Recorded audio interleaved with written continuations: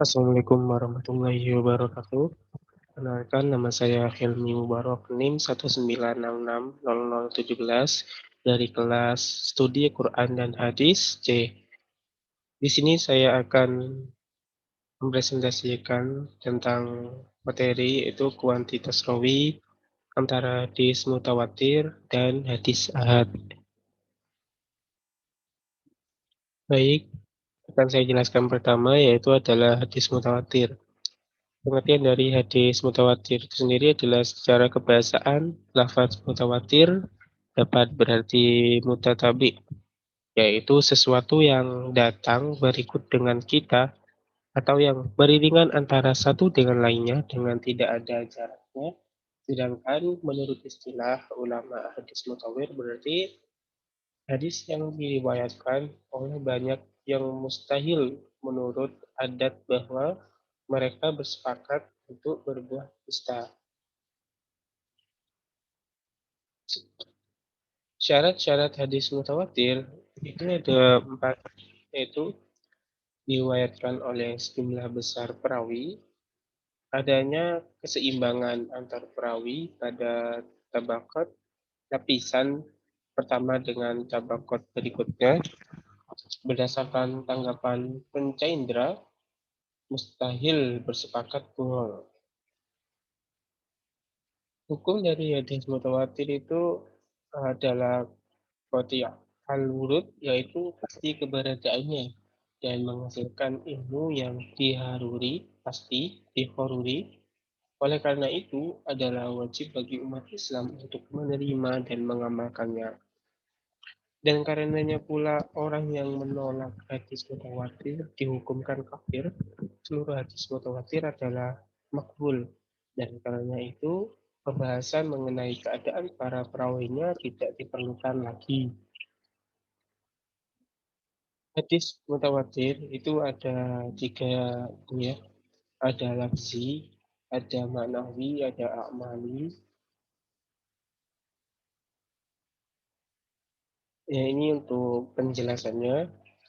Hadis mutawatir lafzi itu adalah mutawatir lafaz dan maknanya dari pengertian atas itu dapat disimpulkan hadis mutawatir lafzi adalah hadis yang diriwayatkan oleh orang banyak yang susunan redaksi dan maknanya sesuai benar antara riwayat yang satu dengan yang lainnya. Contoh hadis mutawatir lafzi adalah artinya barang siapa yang sengaja berdusta atas namaku, maka tempat tinggalnya adalah neraka. Hadis ini diriwayatkan oleh lebih dari 62 sahabat dengan teks yang sama. Bahkan menurut Asyuyuti diriwayatkan lebih dari 200 sahabat. Selanjutnya adalah mutawatir ma'nawi, hadis tentang mengangkat tangan ketika berdoa telah diriwayatkan lebih dari 100 hadis mengenai angkat tangan kita berdoa, namun dengan lafaz yang berbeda antara yang satu dengan yang lain. Masing-masing lafaz tidak sampai ke derajat mutawatir, tetapi makna dari keseluruhan lafaz tersebut mengacu pada satu makna, sehingga secara manawi hadis tersebut adalah mutawatir. Mutawatir amali yang terakhir itu merupakan hadis tentang berita-berita yang menerangkan waktu dan rokaat sholat, sholat jenazah, kadar zakat, dan lain sebagainya. Faedah dari hadis mutawatir itu memberikan ilmu daruri, yakni suatu keharusan untuk menerima dan mengamalkan isinya sesuai dengan yang diberitakan sehingga membawa kepada keyakinan yang qati', ya pasti. Hadis ahad, kita masuk ke hadis yang kedua yaitu hadis ahad. Hadis ahad pengertiannya itu adalah kata ahad atau wahid berdasarkan segi bahasa berarti satu. Maka khabar ahad atau khabar wahid berarti suatu berita yang disampaikan oleh orang satu sesuai dengan namanya, itu ahad satu. Menurut istilah hadis ahad adalah khabar yang jumlah perawinya tidak banyak sejumlah perawi hadis mutawatir, baik perawi itu satu, dua, tiga, empat, lima, dan seterusnya yang memberikan pengertian bahwa jumlah perawi tersebut tidak mencapai jumlah perawi hadis mutawatir. Faedah dari hadis ahad ini sebagaimana yang ditulis oleh Muhammad Aqib Muslim dalam bukunya Ilmu Mustalah Hadis Kajian Historis Metodologi Hadis Ahad memberikan manfaat kepada adzan kemungkinan melakukan penelitian. Kehujahan hadis ahad dengan berbagai macam pembagiannya terkadang dapat dihukumi sahih, hasan, atau dhaif, tergantung pada syarat diterimanya hadis, syurut al-qabul. Adapun kehujahan hadis ahad, jumhur ulama sepakat bahwa hadis ahad dapat dijadikan hujah selama hadis tersebut masuk kategori hadis maqbul atau memenuhi syarat diterimanya hadis. Persyaratan yang dikemukakan para ulama berkaitan dengan dua sisi, yaitu berkaitan dengan para perawi hadis dan berkaitan dengan substansi dari hadis. Adapun berkaitan dengan perawi hadis adalah perawi harus adil, harus dobit, perawi harus paham dengan hadis yang disampaikan, perawi harus melakukan dengan apa yang telah diruwayatkan, perawi harus menyampaikan hadis dengan huruf-hurufnya, perawi hendaknya mengetahui perubahan makna hadis dari lafal hadis yang sebenarnya.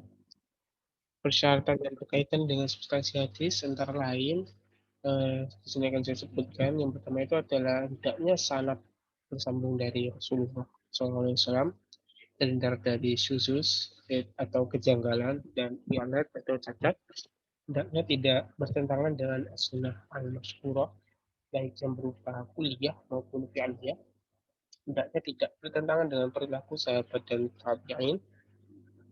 Hendaknya sebagian ulama salaf tidak mencela atau mengkritik hadis tersebut, dan hendaknya dalam hadis tersebut tidak terdapat penambahan matan dan sanadnya yang tambahan itu diriwayatkan secara mandiri dan menyalahi rawi-rawi yang istiqoh.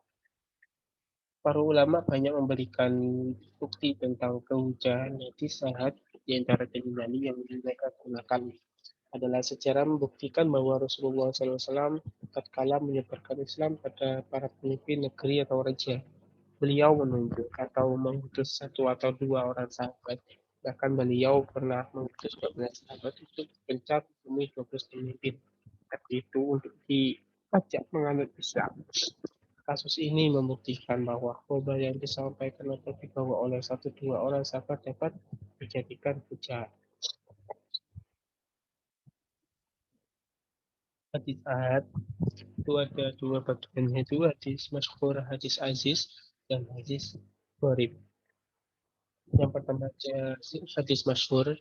Hadis masyhur itu menurut istilah yaitu hadis yang diriwayatkan oleh tiga orang perawi atau lebih pada setiap tingkatan sanad selama tidak sampai kepada tingkat mutawatir. Pembagian hadis masyhur itu dilihat dari segi kualitasnya dapat dibedakan menjadi tiga macam, yaitu hadis yang sahih, hasan, dan dhaif. Yang kedua ada hadis aziz. Secara etimologis, istilah aziz yaitu izu yang berarti kolak sedikit atau nadara jarang terjadi. Secara terminologis, hadis aziz dapat didefinisikan sebagai hadis yang diriwayatkan oleh dua orang rawi atau lebih dalam satu tabakatnya. Pembagian hadis aziz itu secara kualitas dibedakan jadi sahih, hasan, dan dhaif sama seperti dengan hadis masyhur tadi. Yang terakhir ada hadis gharib, yaitu pengertian hadis gharib secara etimologi. Gharib berasal dari kata ghoroba, ya beribu, yang berarti al-munfarid, yaitu menyendiri atau baitan. Wajah ini jauh dari tanah airnya. Gharib juga berarti terasing atau jauh dari tempat tinggal.